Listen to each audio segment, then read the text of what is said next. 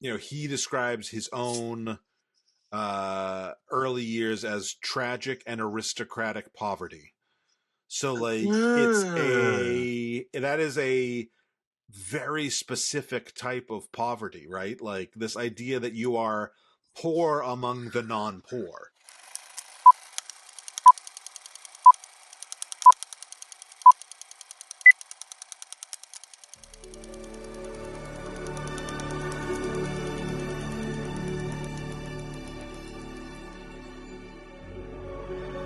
Umberto D was real fun because it was like Falk,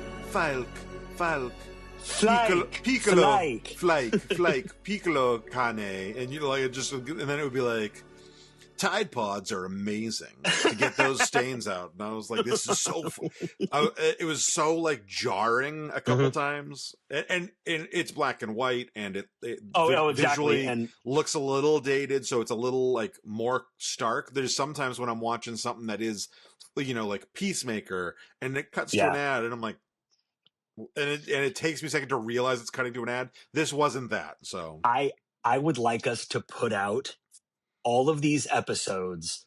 If the movie's black and white, I want us to make the episode black and white. What do you think about that? Yeah, no, I'm fine with that. Like, because this is a black and white film, we should just make this episode in black and white completely. But since I make the coming soon or like out or coming up, whatever, at the beginning before the titles is always black and white, I'll make that color. Yeah. All right, cool. But actually, this one's black and white, but the next two won't be. Exactly. And then isn't A Special Day is obviously, it's from 1952, so that would be a black and white episode again. Okay, cool. And then we need to add a movie because we didn't realize there were 5 weeks in January. 20 weeks, 30 days, half September, April, June, and November. All the rest have 31. So yes. Yeah, but a lot of times it's dependent on what day of the week. Yeah, what day that falls on. So yeah, we do need to find a... so audience, if you know a fifth Italian language film that you can make these two pseudo-Italians watch, please feel free. Even though I will say this, I prefer not to. This is for our audience. If you're going to be suggesting something, I'd prefer not to go with Fellini because please no Fellini. And then secondly, I would say like let's not duplicate directors on this. So like the director of Umberto D, which we're doing right in about 2 minutes or whatever, is also the director of The Bicycle Thieves, which is a masterpiece as well. It is so good. And so like I love that. I loved that movie when I watched it 20 years ago. I would be happy to watch it again at some point. I don't know that I want to double dip on a director. Not for this, right? Yeah. No, so agreed. So guys, no Bicycle Thief and no Fellini. and no Bertolucci after this. Yeah, no Bertolucci. Yeah. Look at us already making demands of an audience. Sorry, not sorry, guys. It's not that hard to make demands of 7 people. No, we're grown. We have more than 7 subscribers. Are you kidding? Oh yeah, no, I was thinking about talking about the big stuff. Yeah. All right. So welcome back, everybody. I hope you had a great new year. Today we're going to be talking about Umberto D. But before we dive into that, are there any 2025 movies that you want to shout out as being your favorite movie of last year? I released my top 10 from Letterboxd on Instagram, but I can read those out if we want before we just dive into this movie. Also, I need to do mine, audience. So you're going to see that by the end of this episode. I'll have that up. And I'd also love to talk to you about anything that's coming up in 2026 that you're excited for. I think the part that I'm genuinely excited about is the amount of new audience members we have for this project that Mike and I are working on. This is still, of all the things that I've worked on Chocolate Diamond Media with, this has been the most fun. Yeah, I'm a little bit of an attention whore because it is getting audience traction, and the shorts and the videos and the audio, like it's all going well, but it's really been, I'm enjoying watching these films. He's suggesting things that I've never seen. It has my wife and I watching stuff that she's never seen. And it's really putting, what I'm enjoying most about this is the two of us, and we've talked about this in previous episodes, don't have the same view of film. Yeah. He is a filmmaker. I have edited more than I have ever shot. I take a lot more stills than I do a video. In fact, I really enjoy taking stills. So for me, photography is where I'm coming from, and he's a filmmaker and a script writer and an author. So we have completely different views on this. So that's why it's been most fun. I do this just for kicks and giggles with this dude. So in this situation, that's what I'm most excited about 2026 for is, I'm not big on the whole new year, new me thing because I'm still the same fat loser I was a couple days ago. But you are considerably less of a I'm fat considerably loser less fat. That is than true. you were 6 months ago. That is true. Just I paying. am heavier than I was 6 months ago because I Yeah, got but off. but I like I like something to grab onto. So Good. So, guys, that's what I'm excited say, about. What are you excited about, Mr. Mike? Well, I meant like movies that are coming out. Oh, is that what you were talking about? Yeah. So I will say, I'm a little hit or miss on Christopher Nolan, but the Odyssey's coming out, and I'm curious. So that's like probably the biggest curiosity of the year for me, is because he hasn't done anything bad. I just sometimes get like not, like I didn't see Tenet, but I think I've seen everything else. But the Odyssey, like Logan's been really into Greek mythology because of Percy Jackson. So like I've been rereading and I've been getting into Greek mythology for that. So like the Odyssey is interesting to me. Project Hail Mary, I read The Martian, which is the same author, and loved the Martian. I have not read Project Hail Mary, but I've been hearing a ton of great things about that. 28 Years Later is one I'm genuinely excited about now because it's been so long for that genre of horror film. And I enjoyed our opening month of October watching all those different like styles. So like that's one. And it was also like it's cool. I was a preteen. It's cool that they're that doing. I've never seen any of them all the way through. Yeah. But 28 Days Later came out. Then it was 28 days later, or sorry, 28 years later. There's like the Bone Collectors, or like there's these spin-offs, and they're giving other people like, this is the world of it. And I think that's kind of cool, been cool to see that like rapid fire, like, oh, like in 28 Days Later, from what I understand, like you could only tell one story, but then 28 years of this world, you've built the world out, And then also, speaking of the horror thriller genre, Remain, I am excited about that. I am. Okay. I'm excited about Remain. Sounds familiar. I don't think I've... Iron Lung. Yeah. I'm excited for Iron Lung. Yeah. And also, I'm a big science fiction fan, so any of the Dune franchise stuff, I'm definitely jazzed for. And Dune 2, or Dune Part 2 is the working title. Yeah. That I am. Yeah. Yes. No, Dune Part 3. Oh, sorry. Dune Part 3. Dune Part 2 is what we already had. That's, The other thing that I'm really excited for is The Adventures of Cliff Booth. Which is not going to be Tarantino. It's going to be David Fincher, which is an interesting mix because you've got a Tarantino. Okay. Tarantino hasn't really like written anything that's been like done by anybody else in 30 years. Like he's taken full ownership of everything for since basically Pulp Fiction came out. It's been all him.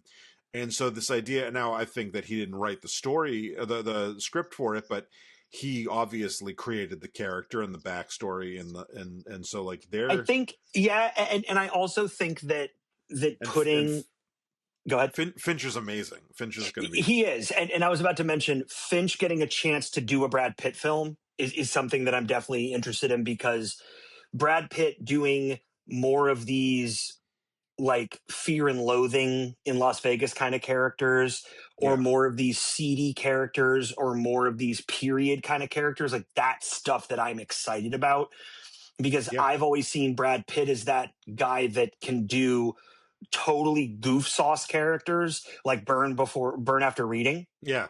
And then totally serious characters as well.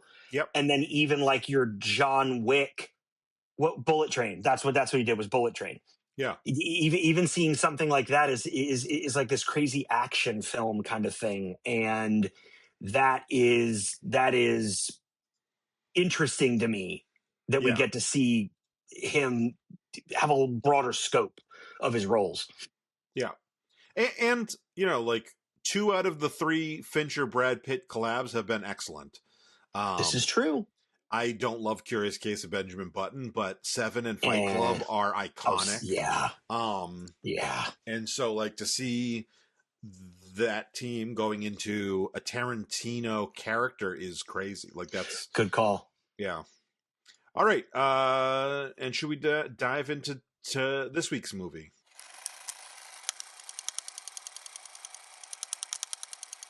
We should. This week's movie is Umberto D, or Umberto Domenico Ferrari, which is the main character's full name.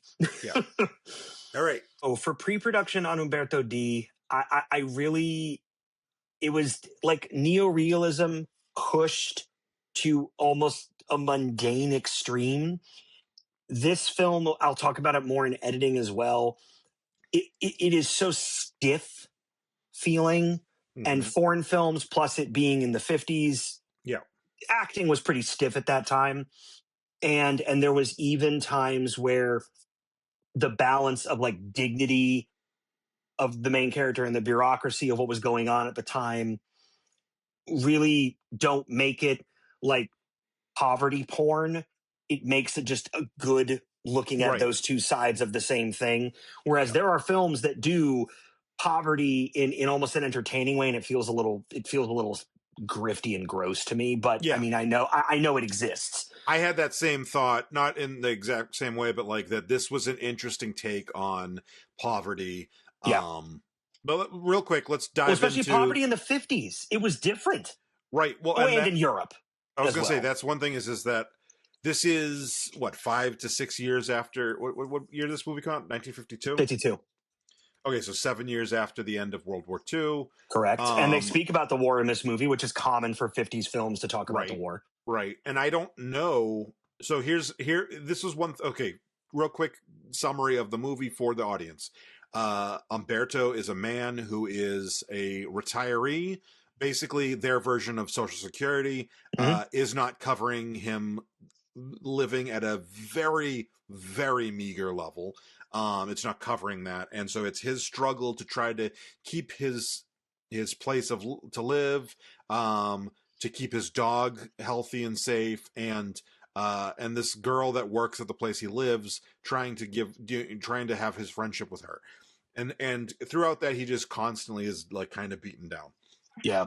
So that's the whole movie. Like, and Mussolini was only ousted in 45. 45. So it's pretty fresh that this place is post-dictator, you know?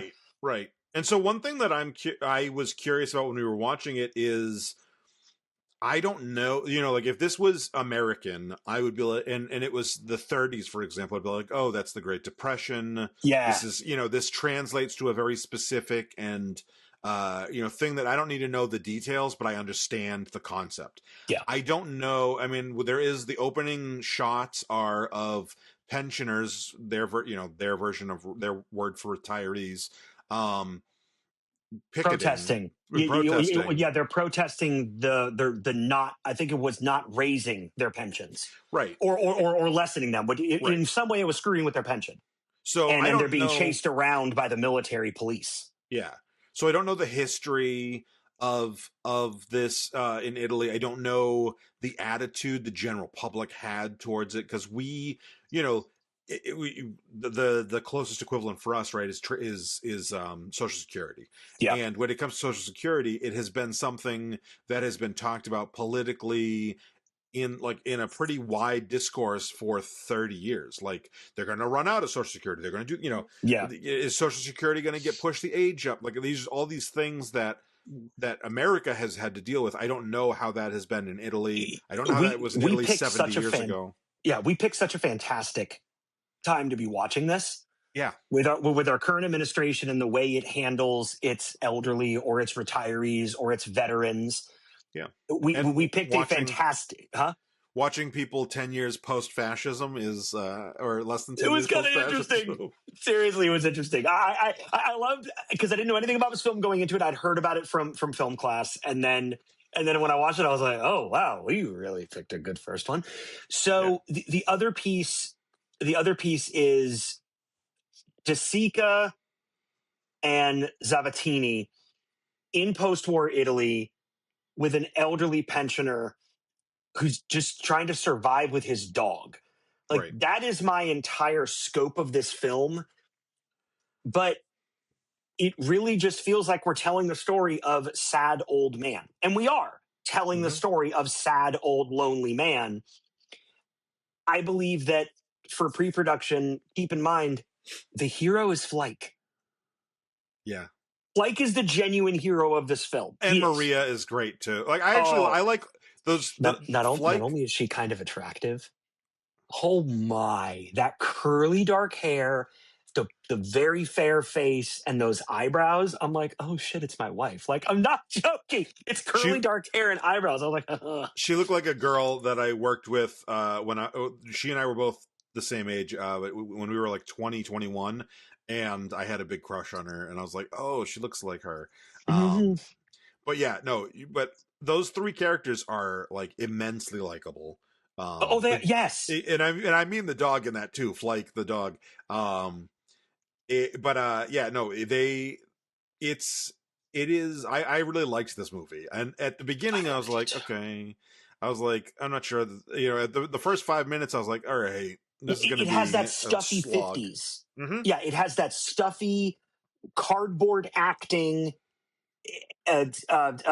Poor quality in a 2026 sense, but a poor quality of production that I can totally forgive based on when this was filmed. Yeah, there was some, and in editing, I'll talk about some of the creative hits that I like, and some of the ways that the filmmaker genuinely tried to be creative and artistic, and I liked that rather than just be a storyteller with a lens.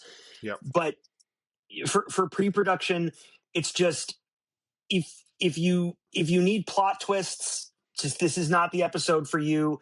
No. If you want empathy, buckle up. Yeah. Buckle up. We are going for a ride, because there were scenes. My wife came in to say goodnight, because I always stay up much later than her.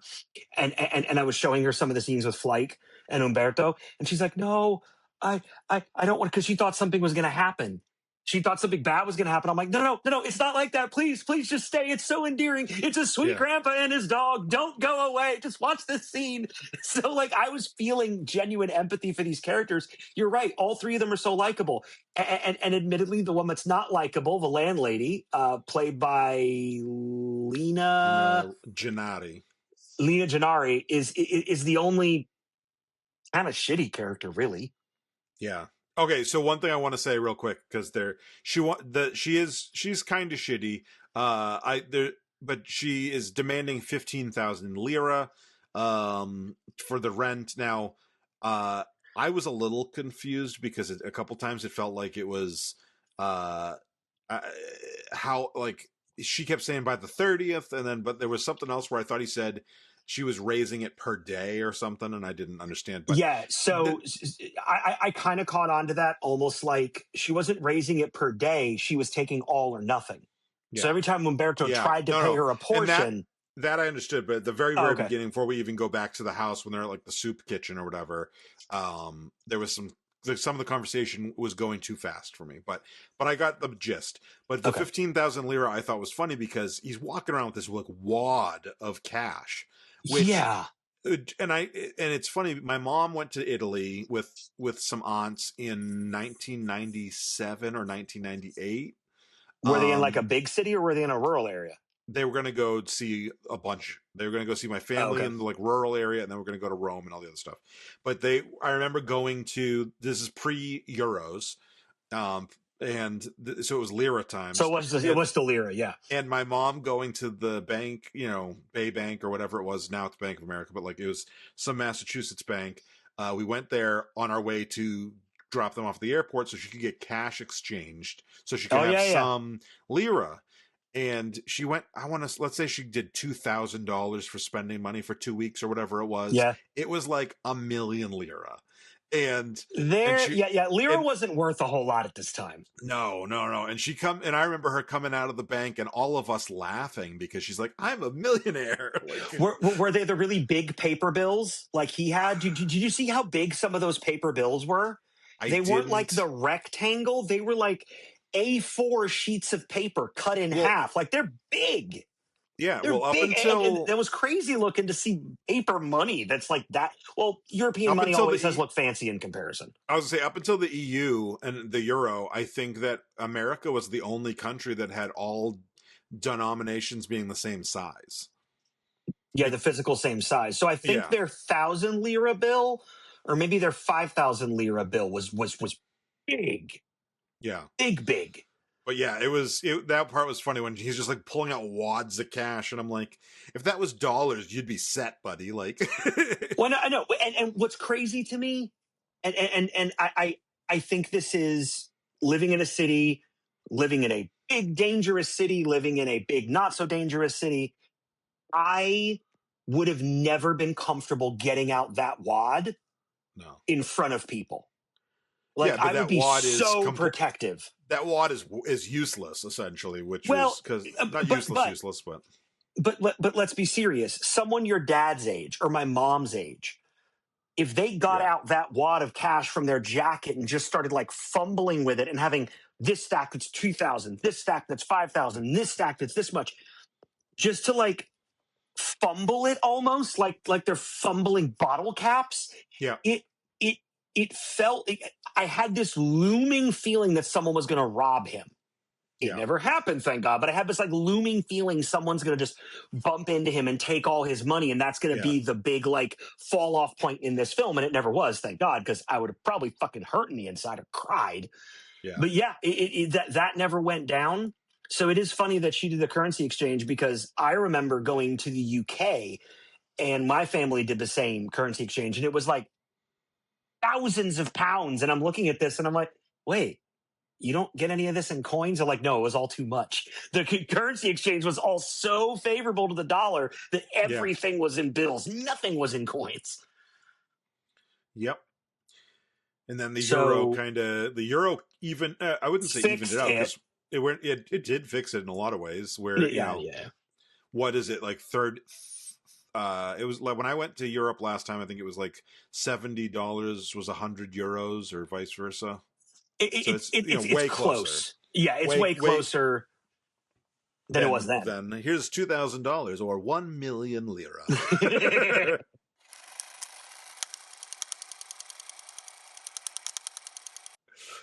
So all right. Yes, agreed. I think that I think that we both had many of the same takes, but I like that we're already a little different on this. Mm-hmm. And I'm excited to see the stuff that you noticed in production. This is really a housing crisis on a countdown clock. And what I liked about it is, in the beginning, he was actually trying to sell a watch, which was interesting to me, that kind of added this like looming feeling. And he was always just holding it, trying to sell it. But then at one point, they pumped up the audio of it ticking, like they punched it through the mix. And I was like, I see what you're doing. I see what you're doing. So it added some tension and some anxiety to what was going on that would have not been present if it was just, a normal like a documentary style life film, which is really what a lot of it feels like. Yeah, and between the watch at the beginning and the fact that he's sick and like, and quickly he's talking about white in his throat, which I'm like, oh, strep throat, which I don't know how they dealt with that in 1952 Italy, right? So like, I was like, that might be a death sentence. The doctor tells us how we dealt with it. Yeah, that might be a death sentence, but they said it was tonsillitis. He said it was tonsillitis, and he's like, no, we're just going to give him an injection or something and then let him go home. But earlier on, when he was like taking his temperature over and over again, I'm like, oh, he's just trying to ride it out until he dies. Right. That's what I thought. Like he's trying to stay in that house till he dies, essentially. What generation Italian American are you? Well, it depends on which side, I guess. My grandfather, closest, or most, at least separated. What generation are you? Third generation American. I'm third too. So my parents were the first ones born here. My grandparents and everybody else So then, by that standard, I guess my grandfather. His father was born in Italy. His mother was born in America, and her parents were born in Italy. So that's why I say it depends on which direction you go. Yeah, no, good point. So my dad's parents both born there until he married his third wife. My grandfather, dad's dad, married his third wife, which was a British woman. And she was also born overseas and came, like, her accent was thick the entire time she was alive. So did any of your more Italian family take their temperatures in their armpit instead of their mouth? I think so. I feel like when I saw him do that, I was like, holy shit. Yeah. That's Pepe. Like, as soon as I saw him do that, I was like, they still have the infectious disease era mind where they don't put it in their mouths. Oh, so they put it. Yeah. And because I asked him one time, I was like, why are you taking your temperature in your armpit or something? He's like, oh, so we don't spread disease. And I was like, just wipe it off with an alcohol swab. He's like, we don't have those. Yeah. So this was the habit that they all had during, like, typhoid and hepatitis and everything else, where that was the only way that the hospitals tried to, especially the welfare hospitals, I think that's what they called them, tried to mitigate disease. So I just saw that. I was like, holy shit, my grandpa did that. So my great grandparents died the year I was born, so I don't know them on my Italian side. But I would guess that they would be about the same age as Umberto. I'm looking up the actor real quick. Carlo Battisti. Okay. He was about 10 years older than my great-grandfather. Oh, wow. When they filmed this? How old was he? Well, no. So my great-grandfather was born in 1895, and Carlo Battisti was born in 1882. Oh, okay.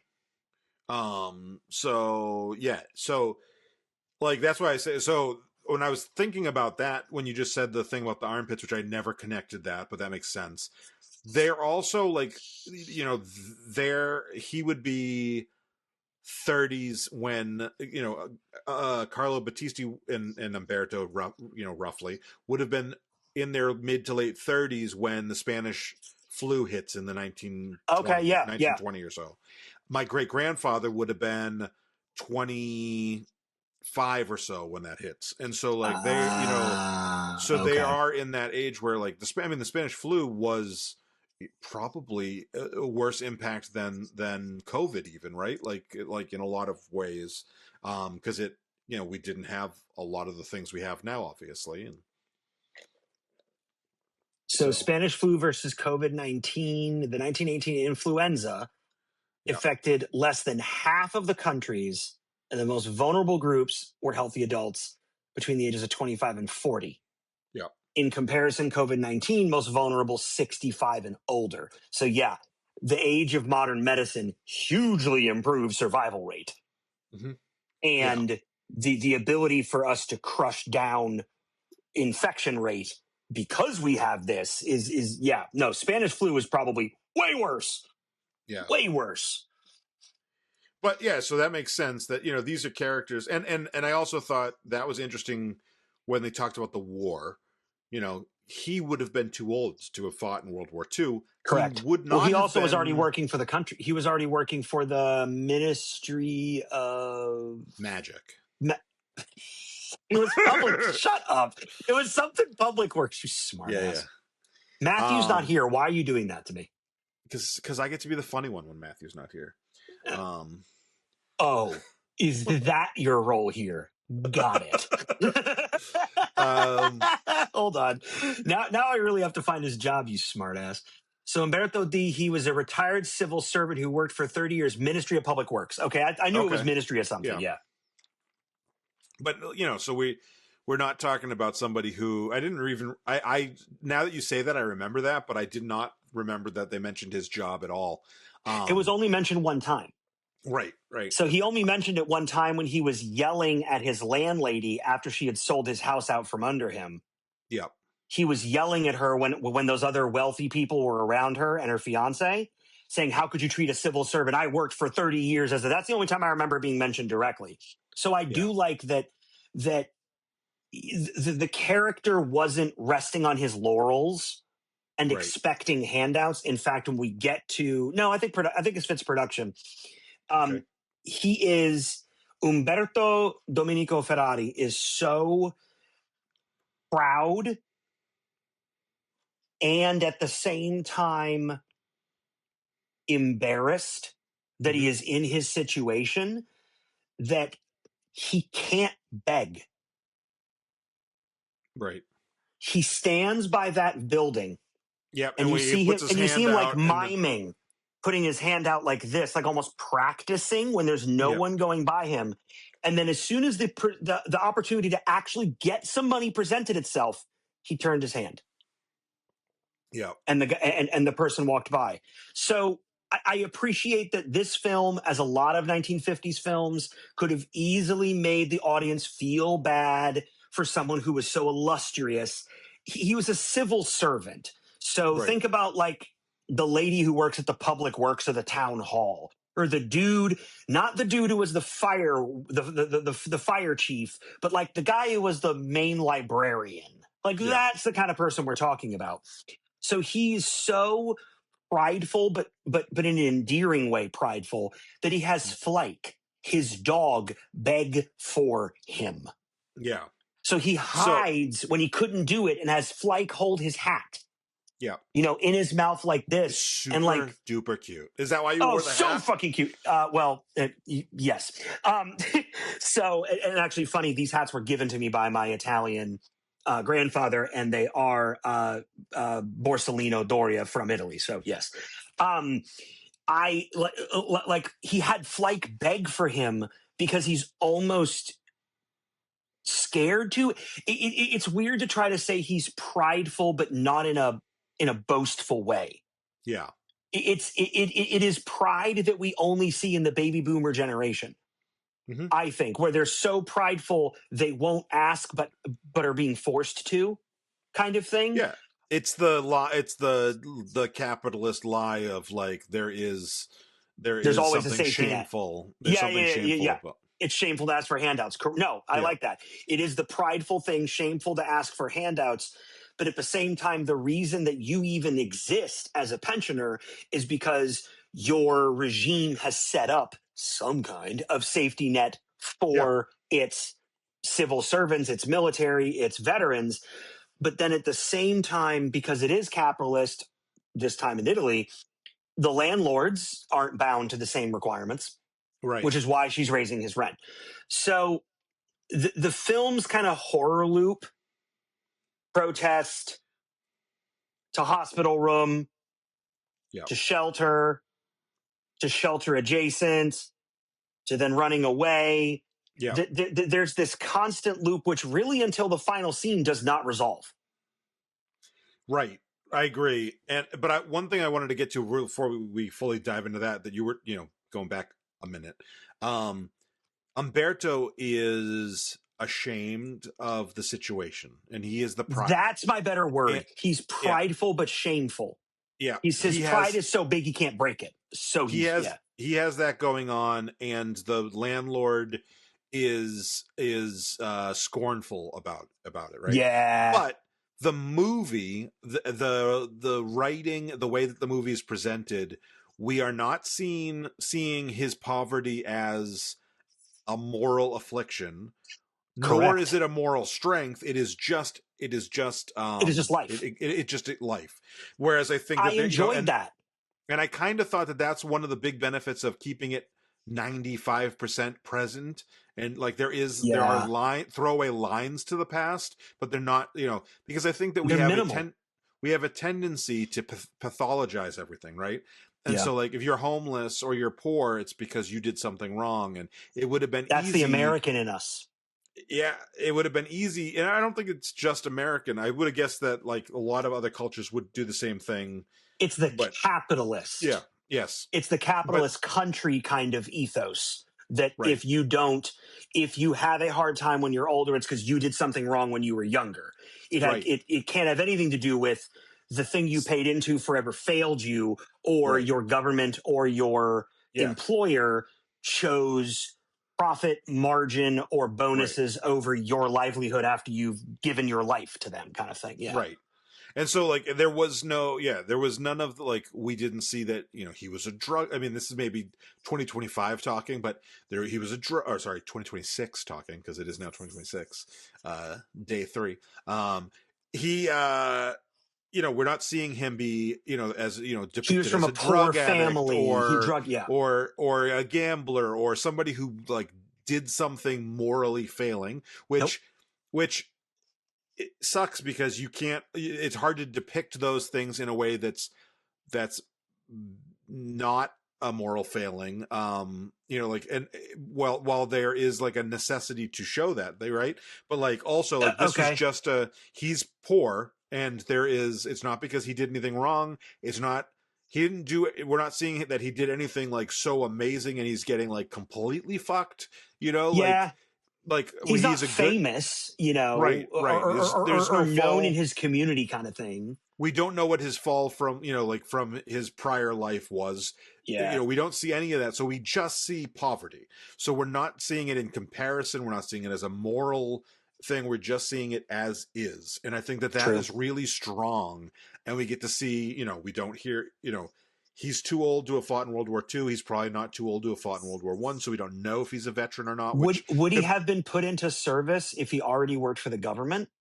I don't know that much about European wars. Like, if he was already essentially a government servant, would he have been like drafted sort of into the military? I mean, I guess he could have been. I don't know.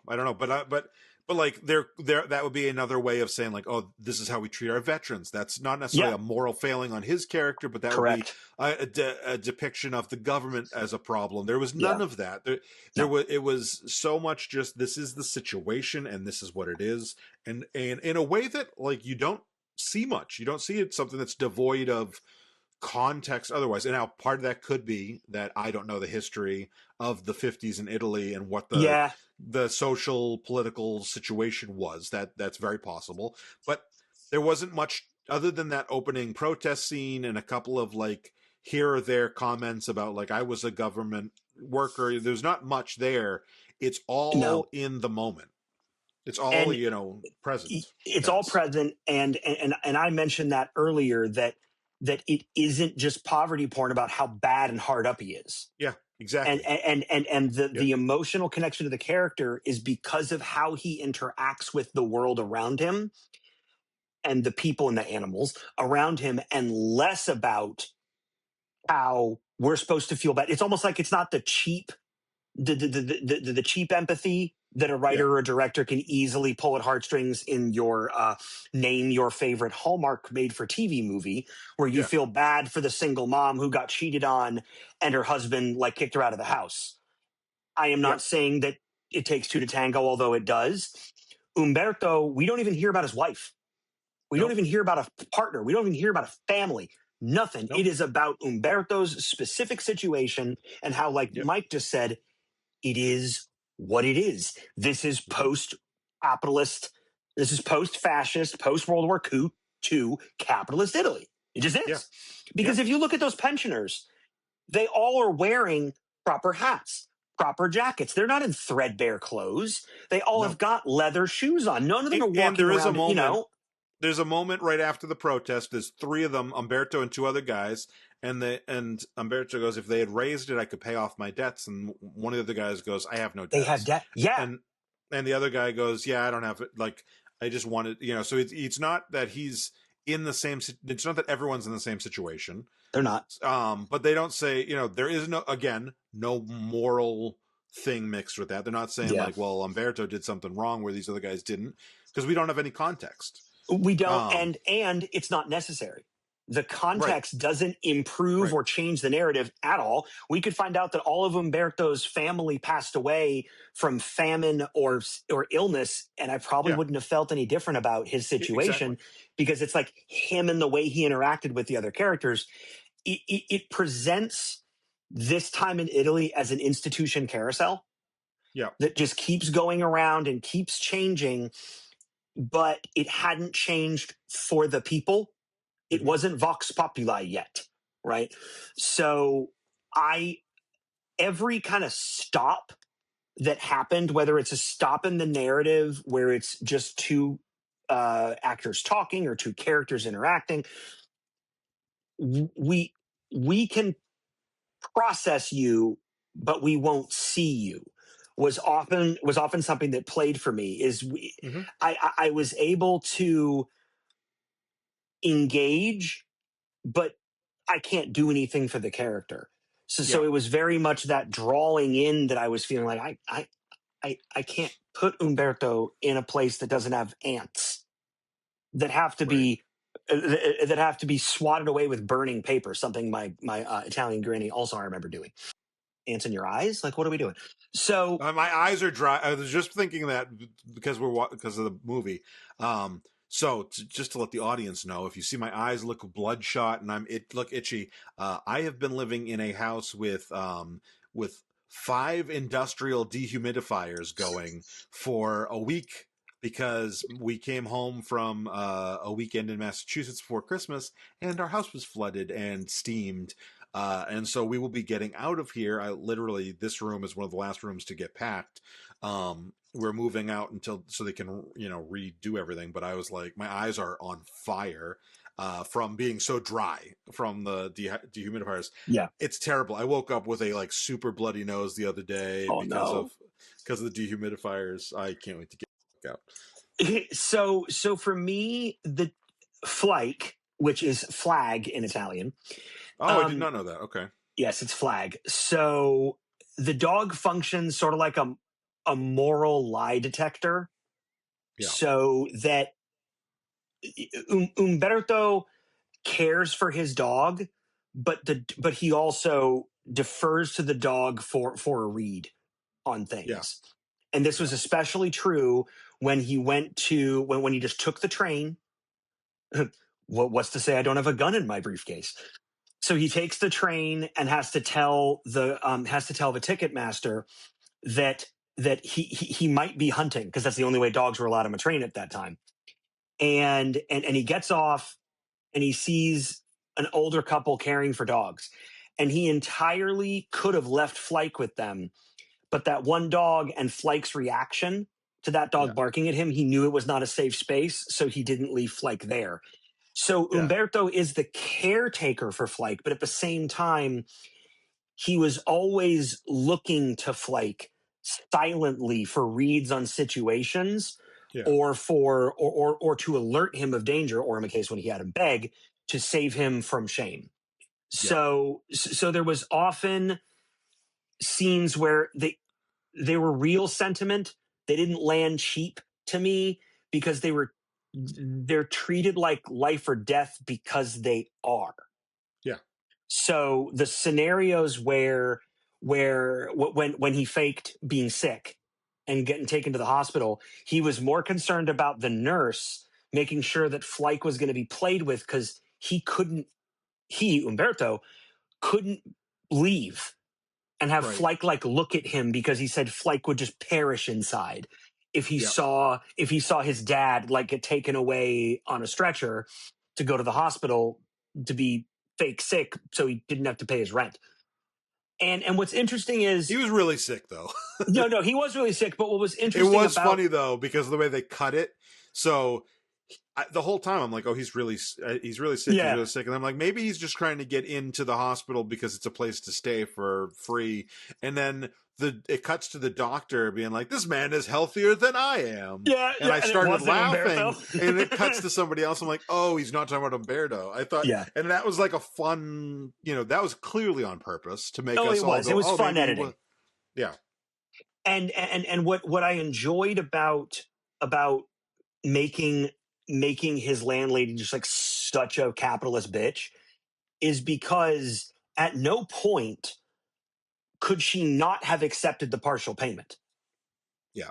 There's nothing that stops, prevents, or makes that money no good just because it's not the full 15. She was just being a bitch. Yeah. But him going to the hospital, although he was essentially sick, him going to the hospital was sort of him saving the shame of actually being kicked out because he could wait till the end of the month and he'd get his pension and then he could pay her the full amount. Yeah. And then actually have all of that money in his hands, probably be partial part of it being a surplus. But instead, he goes to the hospital and then realizes he actually is sick, but could have easily gotten the care if he had gone beforehand. Yeah. But he didn't. Right. Because reasons, maybe that kind of shame feeling, right? Yeah. And the subplot of the maid and her parallel tragedy, I enjoyed that because Maria Pia Castillo, Maria Pia Castillo, the maid's pregnant. Yep. And she is saying to Umberto that if the landlady finds out, she will kick her out because a pregnant girl is no good, I guess, to the lady of the house, right? And I kind of thought, and I could be wrong, but I thought the implication became, you're probably right. There's probably a useless factor to it that she was taking into account, but I also thought there was a bit of she can't run with a unwed pregnant person. It will look like this is a brothel. But it is a brothel. Is it? I did not catch that. Okay. Do you remember when Umberto comes back to his room and she says someone's using it? Yeah. And it's that couple that's having an affair, probably on two different people. And that's not the first time that happens. And that's not the first time that she has to move someone out of Umberto's room into it's interesting crossover. They move him into the living room or something. And the maid goes and listens. She's like, come here, come here, come here. And did you notice how come here was this? Yeah. It isn't this. It isn't beckon. It's hand to side, like come to my side. Was the way that all the characters in I guess this time in Italy, this was the Roman come here, you know? Yeah. So she was saying, Umberto, come here, andiamo. And she kept asking him to come over to listen to the couple argue and make out or fight because that's entertainment to the maid because let's be real, she's a pregnant 20-something, I bet, you know? In real life, she's 17, 18. Oh, okay, because I was thinking teenager, right. So she's a pregnant teenager, and I enjoyed how there was even that, the unwed thing, the unwed shame. Yeah. I bet you that's why she closed the blinds every time. So when she'd go to the window to look at the two GIs that possibly impregnated her, she would close the blinds first, but then lean in to look out and see which one of them was looking at her. She couldn't just open the window and talk to them. I think that might have been some of the shame thing that the soldiers didn't want to be seen looking up and waving at a girl. I don't know why, but then maybe it's her shame in looking down and realizing, okay, I don't really know which one of the two of these guys I'm pregnant by. And then Umberto taking on protecting her, even though he had no ability to do so, was that other serious empathy draw. Yeah. Of me thinking, not only does she kind of trust him, goes and sees him in the hospital, she's respectful of him. He wouldn't get undressed in front of her. Yeah. He wouldn't even take off his jacket, his suit jacket, in front of her, even though he's wearing a shirt and a vest. He would only take off his jacket and his hat because he never judges her, but he does respect her. But he shows respect to her in a way, it could be part of the time. It could be part of his. He is kind to everyone who's kind to him. He's not kind to anyone who's not kind to him. He is very much they literally called the landlady a bitch to get together at the beginning of the movie. And he's nasty to her the whole time. She's nasty to him, but it's always factual nasty. It's never he's name calling her. It's always I was a pensioner for this long. You know, he's bitter bills. to her, right? Yeah. There's another thing. So it's kind of like the shame thing. He doesn't want to be. He doesn't mind if she's evil to him, but he doesn't want her labeling him as a guy that doesn't pay his debts. Yeah. It's more of that kind of shame, sadness, and pride thing that he doesn't want to be labeled as this guy, and I really think the maid she's not a side character. She really, Maria is genuinely this constant character because, I thought she wouldn't be there when the lady of the house sold. When she sold the place and they were completely redoing it, mm-hmm. and Maria's in like that whole new fancy getup in what we would properly think is a maid's outfit.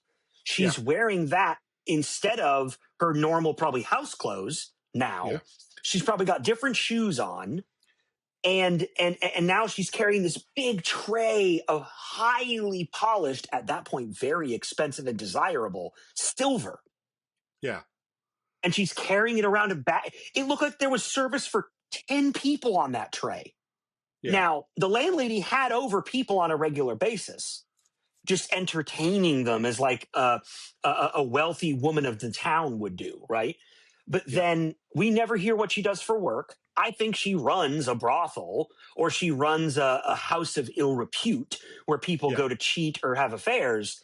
And that clearly is good money, which makes her wanting money from Umberto even more sleazy because we never hear how much some of them paid. But Maria, she alludes to how much it cost one time. She did. Yeah. It was either a day or per time or something. And it was enough that if she turned these rooms, she made his money up. That's where, okay. I said that I couldn't tell whether it was daily or hourly or, monthly, the payment. And you're saying it was because they were charging by the hour sometimes.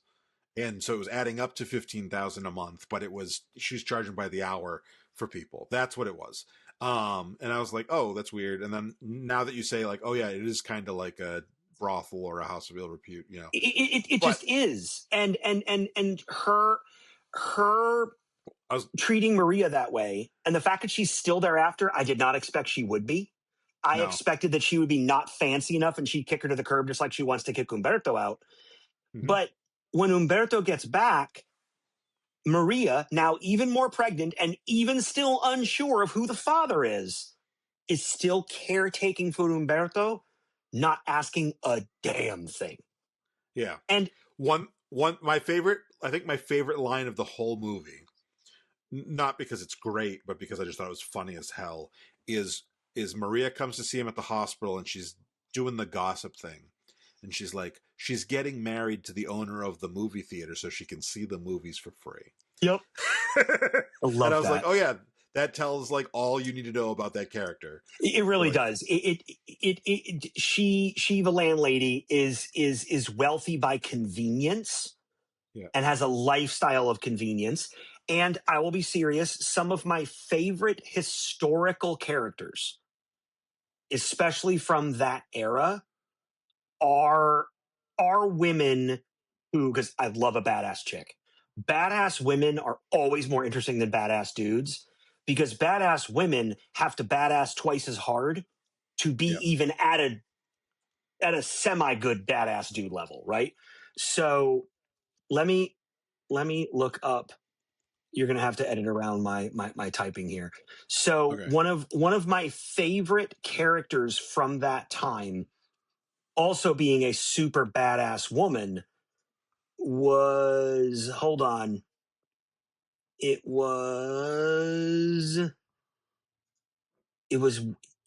was a bar owner. She was a lady about town. Oh my God, what is her name? It was in the 20s. And she was a speakeasy owner. Whatever, we'll figure it out and stick it in here where it belongs.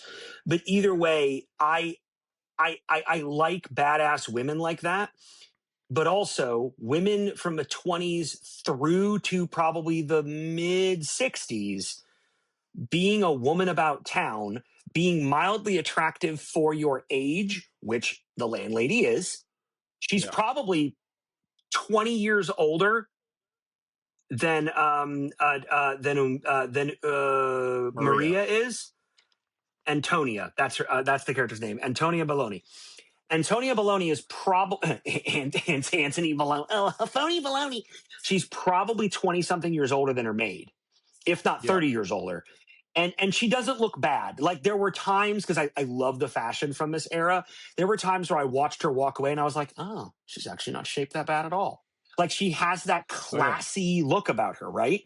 And she could be wealthy and live a lifestyle of convenience. And like Maria said, she's getting married to the owner of the theater so she can watch the movies for free. It has nothing to do with love, affection, money.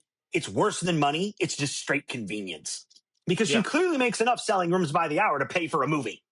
Clearly. Yeah. Oh, yeah. She's just like an asshole. Like, yeah. No, she's worse than an asshole. She's a grifty person, and grifty people are gross, dude.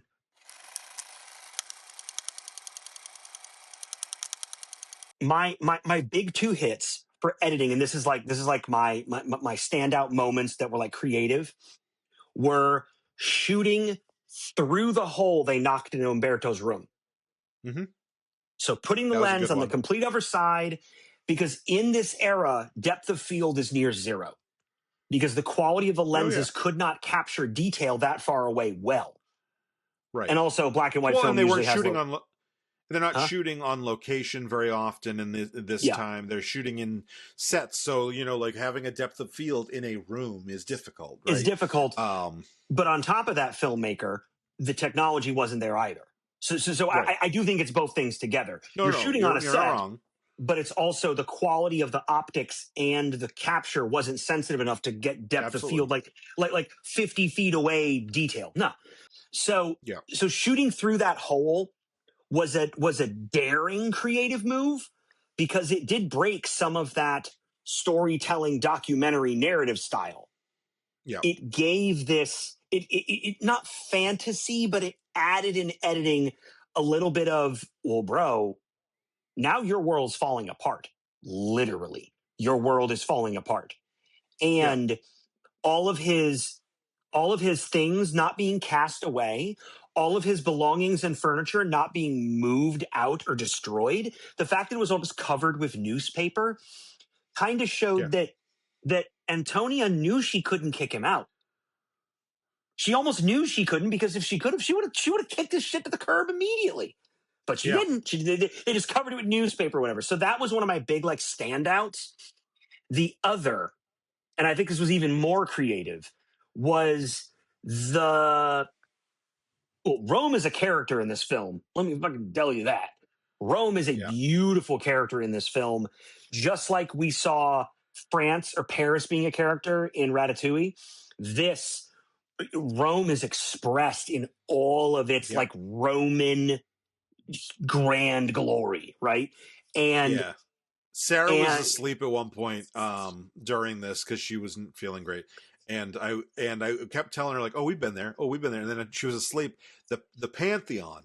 He's standing outside the Pantheon. Now, it looks a little bit different than in 2014 when I went, but because the building doesn't look, but the square, they're out in the square in front of the Pantheon. Mm-hmm. And I was like, oh, that's absolutely the Pantheon. And that's cool. They, shot. Is that where he had Flake Beg?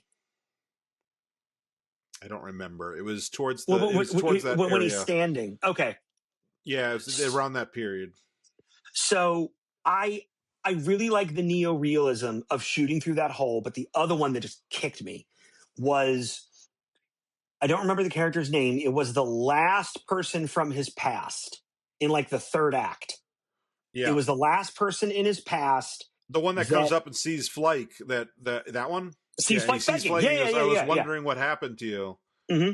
So when he gets on the bus, you can see the reflection of Umberto in the glass below him. Yeah. So you see his face up here, the friend from the past, talking to Umberto on the ground. And because Umberto's a short little Italian man, he doesn't even come up to the window's edge. Not even his forehead does. So you saw on what is essentially think about a flip down window. You can see the reflection of one man's face here while the other man's up here talking down to him. And you can make out small expressions on Umberto's face as he's talking to him. You can see his body language change. You can see his head go down.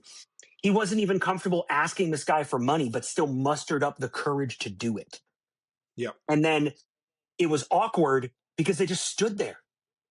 They just waited in dead silence. And you could see the guy on the bus kind of looking over here, looking over there, and Umberto kind of looking down at Flake. Like they didn't know what to talk about, but then as soon as the guy says, "Up, we're getting ready to go," he's like, "See you later, buddy. Good to see you." Like this tension here of, I know you're asking me for money, but I don't really know if you're going to. I can't muster up the courage to ask for money because you just saw my dog begging for me, because I can't do it, and never the two shall meet. So those were the two big editing like smacks in the face that gave the neo-realism teeth and made it stick for me. It made Rome as a character, which I love that old city. And pacing in this film, sort of like when we watched Royal Tenenbaums, the pacing and the dry and the silence, it let it breathe, and it forces you to stay with the moment. I think I even said this in that episode. It forces you to stay with the moment instead of trying to solve or resolve it. You just have to experience it. Yeah. Because technology limitations, filming style, and just, if I'm serious, the way that Vittorio De Sica does his work, that's one of his things. So you had to just Bicycle sit Thieves with is also very much about poverty. Yeah, and that that sense of shame of like, and it's funny that you're saying that because I pulled up Vittorio De Sica. I'm like, oh, I wonder what his history was. So I was like looking at that too. The interesting thing that like first pops up is that his father's name is Umberto De Sica, and then secondly is that he describes his own early years as tragic and aristocratic poverty. So like that is a very specific type of poverty, right? Like this idea that you are poor among the non-poor, which I haven't seen Bicycle Thieves in 20 years probably, so I don't remember and that was before Umberto D. Yeah, it was. But by Umberto D 4 years. Yeah. Umberto D very specifically, like there is nobody else in this that we're like, oh, they're also poor. Maybe the guy in the bed next to him, but like nobody, like everybody else around him is doing decent, other than Maria and the guy in the bed. We don't know for sure that nobody's doing, but he's around enough people that are seemingly doing much better than him. And I would expect the people from his past that he connected with, I think there were 3 of them in total, those people all seem to be doing better than him, but it isn't like part of the subject. It isn't part of anything. It's just, they're just characters. And like you said, we're not obsessing over him being hard up. We're not obsessing over him being jilted or shortchanged by his government or his country. We're just seeing a dude exist. We're seeing a dude have a fucking week or a dude have a month. Like that's it. And and the editing serves that by not ever, I mean, there's clearly runtime for this. So it's not like we couldn't have talked about it or couldn't have seen things about it, but it has a stiff editing style that serves that.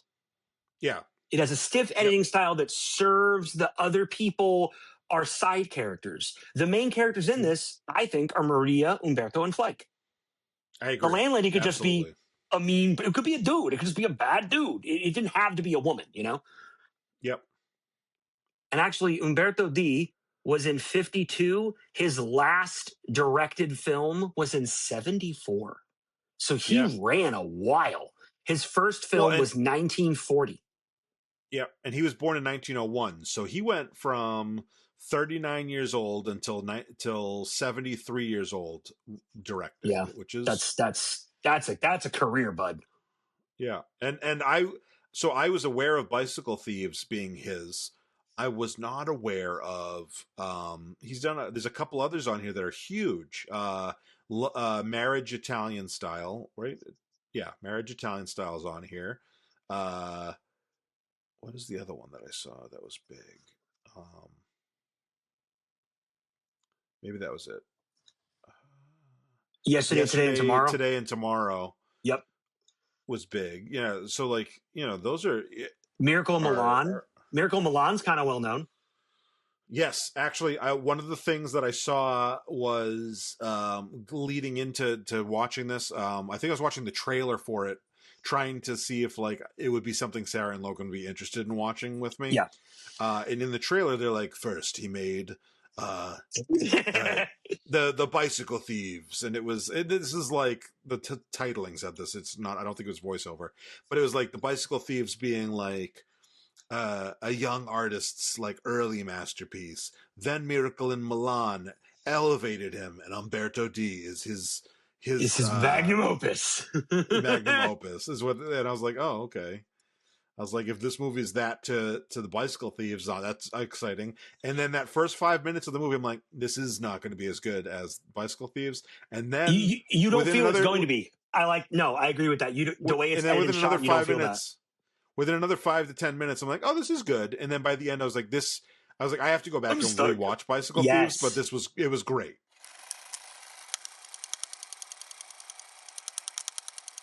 What for studio notes here? I think this is one of DeSica's best. Obviously, Bicycle Thieves is better known, I think, but Umberto D is not unknown, right? No. And I would say Marriage Italian Style might be more known than this. Okay, fair. I'd say it's Bicycle Thieves and Marriage Italian Style, and then this. So Marriage Italian Style was 64. Marriage Italian Style was 64. Yesterday, Today, and Tomorrow 63. So Umberto D, based on release date, was obviously much earlier than those other ones that hit more in the 70s when color and shooting and editing styles are different. But what I think people call this peak neorealism because you don't feel like you're watching a 60 Minutes doco. You don't think you're watching a YouTube documentary essay, and I love those. Yeah. You feel that you're watching 90% of the time a third-person view of a sad old man's story, and then every once in a while there'll be artistic flair with shooting angle or editing that you'll say, oh, it's a movie. Oh, it's entertainment. Okay. It pulls you out of that. It's a documentary a little more. And this film also was controversial in Italy on its release. Oh, was it? Government hostility, unflattering portrayals. It's part of its story. Yeah. And DeSica being a real, when I say real Italian, I mean like a native Italian, like he lived in Italy his whole life kind of thing. He is one of those true artists he doesn't do political theater, but he is not afraid of using art to make an expression of something that goes on. And this time in Italy, the government being unflattering is kind of a big topic. Yeah. So, well, and you know, if you look at Bicycle Thieves comes out 2 years after or 3 years after Mussolini dies, right? Yeah. In the end of the war. So like he was like, and he was already making movies during the war, right? But then he dives immediately in. And sometimes I think proximity to cultural things, you know, it's easy to make an anti-Vietnam movie now. Not super controversial to make an anti-Vietnam movie now. But so you're pointing out because it's so topical. Well, I also just think that there is of that time. You know, like this isn't about the war, but it's about the society, right? And so is Bicycle Thieves. And they're about society, and being about society so close to this drastic thing happening is a statement. Whereas, like, if you made a movie about the Depression now, people are going to be like, oh, you're criticizing it's a historical Herbert Hoover, work. Really? Like it's not like that. It's not like that big of a deal. And it's, there's enough context that you can make an anti-Vietnam movie without it being like a biased thing, or you can make where it doesn't like where it seems more factual, even if you have like a stance on it. Whereas this seems like they're not taking anything that I thought was too controversial, as far as like they're not saying anything specifically bad about the government, but by proximity, like you'd be like, oh yeah, no, this is right after good call. the fall of fascism, and Good call. You know, and so like that in itself, it just changes the context. Whereas, you know, we're going to watch next week. We already started watching it, but next week's episode is going to be 1972 movie or 1970 movie. I think 70. The Conformist, which is about fascism. I think it takes place in the 30s because he says something about 1928 and he says something about 8 years ago. So like that is, you know, then you're 15 years or 20 years removed. I guess you're 20 something years removed from the fall of fascism. And that's a different thing than, you know, and that's more specifically about the fascism. This is just saying society is having this, you know, this moment of cultural poverty. You know, we see The Bicycle Thief being a movie about poverty and shame and your spot in society. And this movie is very clearly that as well. But because, like, literally, like, you know, had Mussolini not been executed, he would have been alive to see this. Like, if, like, let's say he just fallen, his government had just, like, this isn't like, so, you know, Hitler would be dead now, right? Hitler would be dead now regardless. And they talk a little bit about it. I think it's spoken about that he's dead at some point, but not much. Right, but if they had just like dethroned, you know, had a revolt and then he just went off to jail or something, he could have potentially seen this movie. When you think about it from that context, it's very, very different, right? Interesting. We're talking about this on the day that Maduro got captured. Yeah. Oh, okay. I'm going to edit all this out. Note from Mike. While we've been sitting here, I've been getting texts from Pat and Wes, who were on talking about the big stuff like a month or two ago, and because of that, and Wes wrote, "We're about to get old time photos, and my brother-in-law suggested the old time Germanic lederhosen stuff, and his wife told him that was cultural appropriation because we're going into Nazi, you know, Germany." And Pat says, "Mein Culture ist not ein Kostüm." Mein Culture is not ein Kostüm. I like that. Okay. But yeah. So I like, you're right. And speaking of the suppression and the criticism this movie received, so did Bicycle Thieves. Sure. Bicycle Thieves got just as much, if not, I think, more criticism from pro-fascist or pro-Italian sources, as opposed to now. You're right. Now we can look at this as an audience in 2026 and say, you know what? It is totally crazy because it's kind of like now, but it's so much easier to make this now. This film was made when it was actively happening. Yeah. So that would be like us making, or you and I making a film or writing a book about our exact government right now and knowing that we're going to catch hell for it. Like, there's no way you're not. Because there's going to be fans of it and there's going to be supporters. It would be like if you made a movie called One Battle After Another. Which I've highly recommended, by the way. Have you watched it yet? No, it's tonight. It's on HBO. It's on HBO. It is totally tonight. I added it to the saved stuff because I watched Umberto D and I was like, Holly, this. She's like, I want to see that. I was like, finally, a movie you want to know. I'm kidding. She likes to see a lot of stuff, but we don't make time for it. It's excellent. So I will say my hot takes about this movie are I think it was really smart, really great decision making for them to kind of keep it completely present tense. The way that they do. I think that it makes it so that we are not, I would guess that your average audience is not pulling any of those things about Umberto's character. They're just Umberto, Umberto isn't a saint in his past. You know, Umberto's not a bad guy in his past. We don't know anything about his past. He's just nothing. He had this mundane job that is, you know, like essentially like non-committal.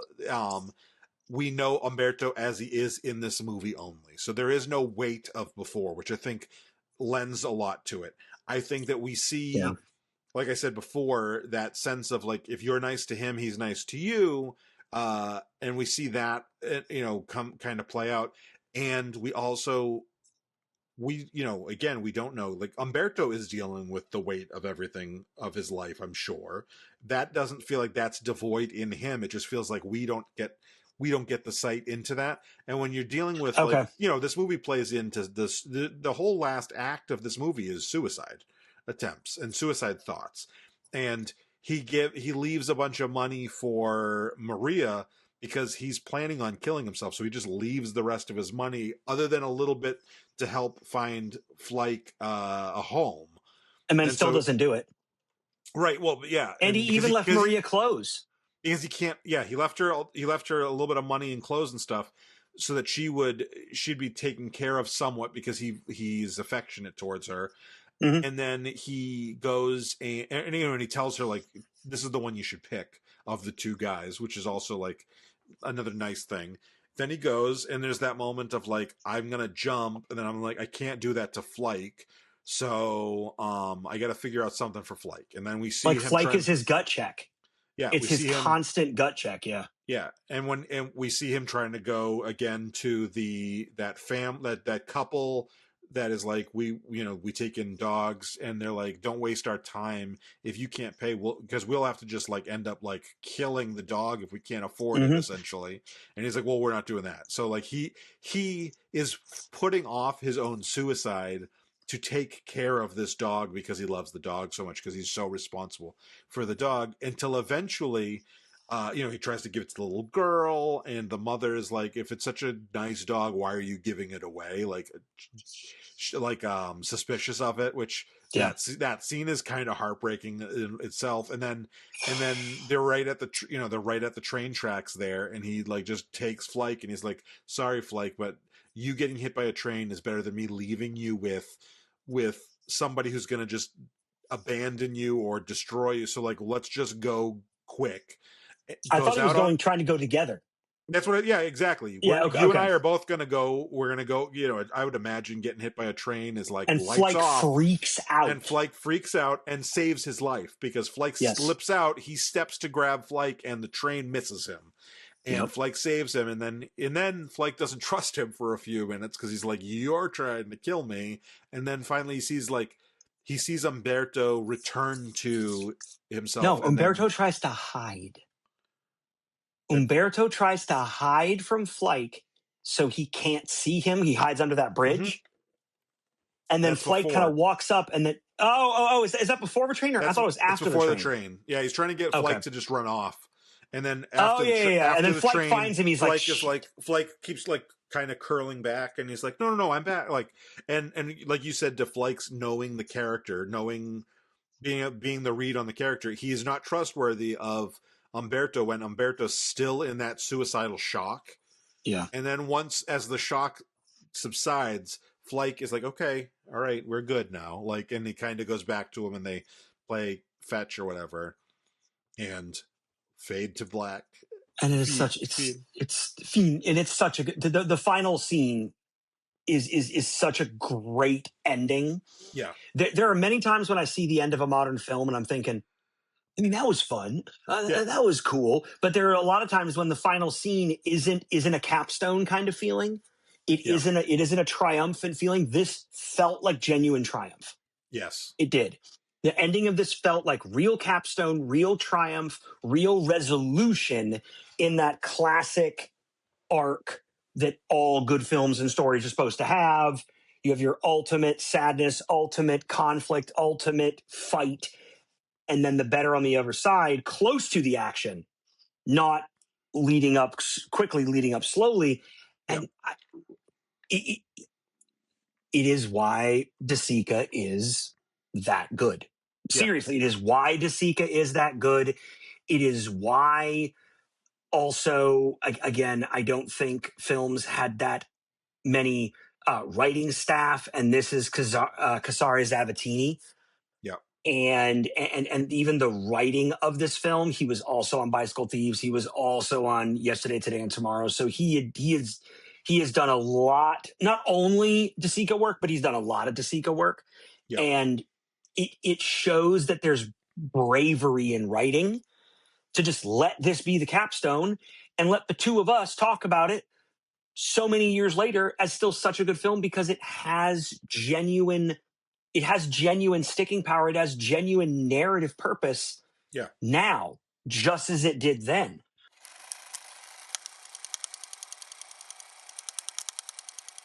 This movie, Umberto D, is not asking for pity.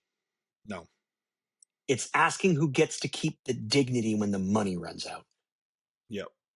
So that's my like one-liner for this.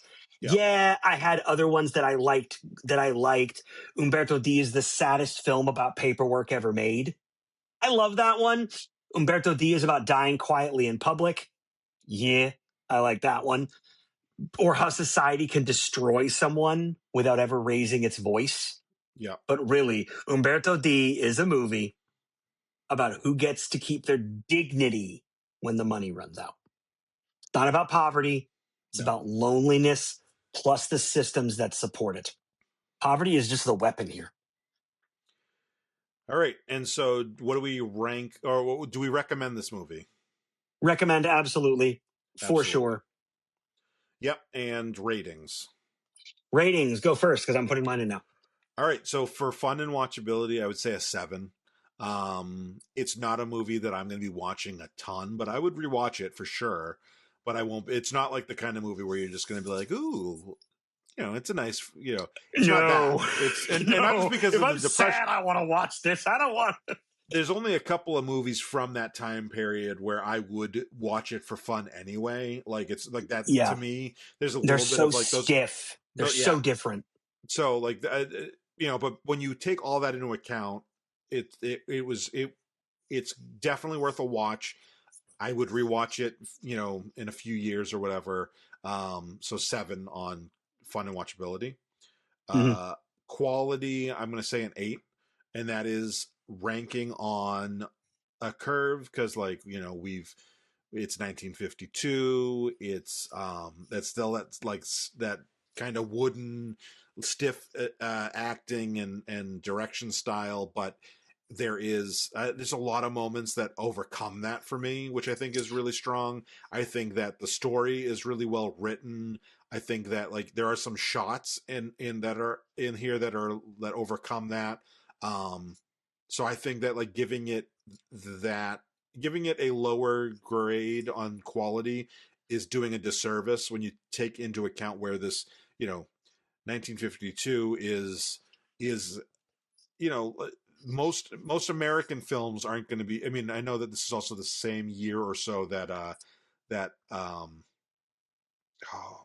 Streetcar Named Desire came out, which is also, but like Streetcar Named Desire, a lot of those topics that were in the play are a little washed over. This movie has a girl who getting pregnant very clearly out of wedlock and being like, I don't know which of these two guys is the dad. It was brave. It was like, nah. Yeah, like you couldn't have done. I don't think you could do that in America. No, the time. And what I like is she even says neither of them will admit it, or neither of them will take it. So she's even such a brave woman that she isn't just taking no for an answer. She directly asked both of them. Yeah, and neither will claim it, is what she said to Umberto. So she's even that romance era or romance language European woman that is just being a badass, having no problem having sex when it was pretty hard to prevent pregnancy to begin with, and then clearly having it with at least 2 guys at the same time. Yeah, she isn't a woman of ill repute the way that the landlady's customers are. Yeah, but she's just a teenager. Like, the movie makes no judgment on her, which I think is great too. Because that's the other thing is, if you had made that in America because of the code, you would have. She'd have to be shamed. She'd had to be shamed. She'd have to be like treated ill, treated poorly throughout the thing. Whereas she would have been our star. She would have sooner been the main character if this was an American film. Yeah. Because of the way that like the shame and code cinema handled this, or she would have had to have been. Okay. Oh no, villain even better because she was the whore that had sex with more than one man out of wedlock. Like, oh no, you villain. Yeah, I'm with that. At no point does Umberto judge her. He's the only character we even see that knows. That is true. He doesn't judge her at all. He is like, hey, this guy's kind of a piece of shit, and that guy seems decent, so stick with that. And I love how he makes that on one meeting of each dude. Yeah. So when she's outside crying and the first one walks by, he's like, buongiorno. And the guy just looks at him evil, like, ugh, buongiorno, and then walks away. But then the other one's nicer, and that's the one he says to go with. He's like, go with the guy from Napoli. Go with the Napoli. Go with the guy from Napoli. He wants her to be taken care of. He's not so you made this bed, now lie in it kind of. Yeah, attitude, he isn't treating her like that. Americans would. Yeah. So I think that in that sense, it deserves a little bit higher in quality. Yeah. And when you were saying quality, I came down one to 7, and here's why. Bicycle Thieves is better. Oh, absolutely. I think that's why. I also think that Bicycle Thieves has a better cinematography from what I remember. I was literally about to say, so the cinematographers are different on these two films. So cinematography on Bicycle Thieves is Carlo Mantroni, and then Umberto D is G.R. Aldo. And G.R. Aldo, his work is nowhere near as plentiful as Montiori. Montiori has, like, I think his resume is 3 times as long as G.R. Aldo. Yeah. And G.R. Aldo's other work is like Miracle Milan, Senso, Othello. Like, those are his movies. Whereas Carlo did everything from, let me go, Bicycle Thieves, Golden Naples, Roof, Sign of Venus. Where's the other one I recognize? The City Defends Itself. Like, there are some real Paramount titles for that cinematographer. So the camera work, which is where I feel in these older films, and you're the filmmaker, hold me to this, is the shooting back then more about the end result than it is now? Because editing can't fix as much. Like, what you shoot is gotta be good, as opposed to being able to edit in or edit out certain things. Whereas I think a cinematographer back then has so much more of a hand in the final film because you don't have editors and graphic artists being able to screw with it and fix bad shooting more. Yeah, you don't have, especially when we're talking about, this is a black and white, so is Bicycle Thieves. You're having a department that is developing the film, but there's no colorists. So, like, in colorists, as far as I know, have existed since the beginning of color film, right? Like, people who are specializing in making sure that the development of the color comes out a certain way. Yeah. And I'm sure you had some version of that with contrast, right? So when you look at old black and white versus like black and white that's shot now stylistically, you have very different contrast.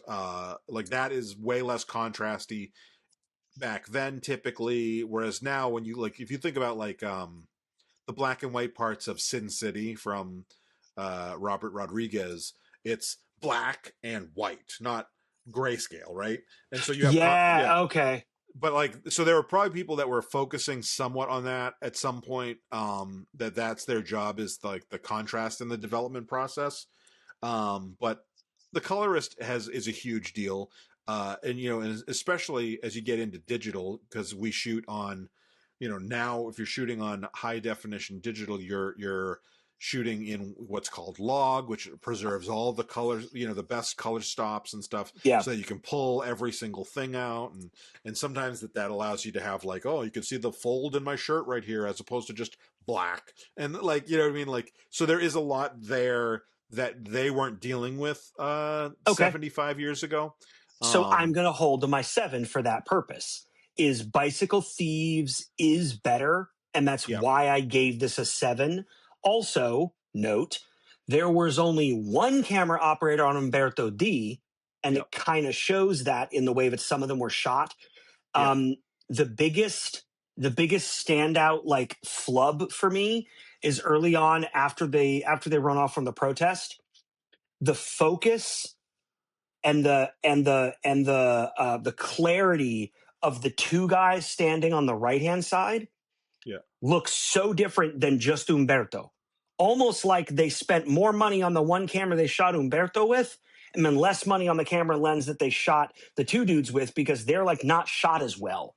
It could just be it wasn't focused correctly, but either way, there were these small things. Bicycle Thieves had two camera operators. Yeah. So there could have been more talent and or more, cooks in the kitchen to make a better film. And that's why for me, it's a 7 as far as quality. Fun and watchability, I'm with you on the 7. This is for a mature audience, mature emotionally, mature understanding. This isn't fun. It isn't a romp. This isn't the Muppet Christmas Carol or Grinch or Ratatouille that, although has some of those same feelings, they're polished a little more so they don't feel as bad. This is a brave film for 52. Yeah. And I like that an Italian wasn't scared to make something like this in that era. So I'm 7 for both, which gives a quality average of 7.5, a fun watchability average of 7, which puts us at 14.5 as reference. Same thing Grinch 66 got. Same thing Violent Night got. Same thing Chocolat got. And about the same rating that The Evil Dead was. So you've been following us since the beginning. That'll give you an idea where this film falls on our scale and how we rated it against the other things from much different genres and much different directors. But you can get an idea where we thought these all fell. Yeah, absolutely.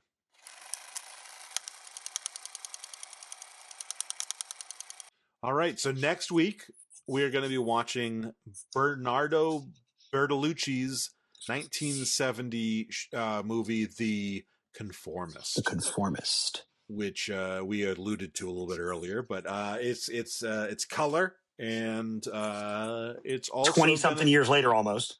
Yeah, it'll be an interesting jump forward. And see where we land for Italian month, and then we've got 2 more after that. But we also have a third. We're gonna have a fifth Italian movie that we haven't decided on yet. So if you want to weigh in, comment below on what you think we should add as our 5th Italian movie. And like I said earlier in the episode, like let's try to avoid Fellini. And let's try to avoid any repeats in directors. De Sica. Yeah. So no De Sica, no Bertolucci, and I forget who the other 2 directors are. But we'll figure it out. Well, and the reason we can't watch one of those is because Mike just doesn't like him. But I would watch one. I just want to make this fun. And every time I've ever tried, I just want it to be fun. Every time I've ever tried to watch a Fellini movie, I've been like,